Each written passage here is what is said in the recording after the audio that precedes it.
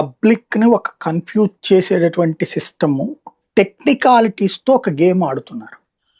ఏంటయ్యా ఈ టెక్నికాలిటీస్ అంటే, ఇప్పుడు సుప్రీం కోర్ట్‌కి కూడా కేంద్ర ప్రభుత్వం ఇదివరకు ఏమని చెప్పింది? రాజధానికి సంబంధించి మార్చుకునే హక్కు ఉందా రాష్ట్రానికంటే? రాష్ట్రానికి ఉంది, మాకు సంబంధం లేదని చెప్పింది. రాజధాని ఒకవేళ అక్కడే ఉండాలి, కేంద్ర ప్రభుత్వ అనుమతితోనేనంటే మా అనుమతి అక్కర్లేదని చెప్పింది కదా అది. ప్రత్యేకించి ఆంధ్ర కోసం చట్టం ఏమైనా మారుస్తారా?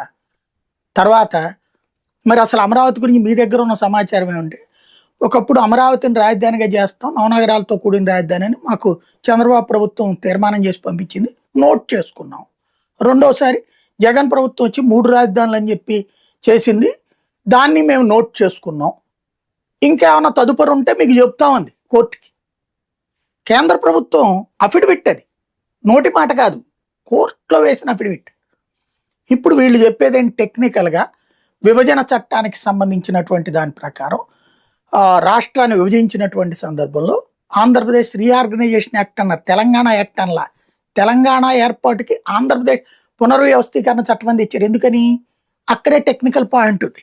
కొత్త రాష్ట్ర ఏర్పాటు కావాలంటే గనక 2/3 మెజారిటీ కావాలి.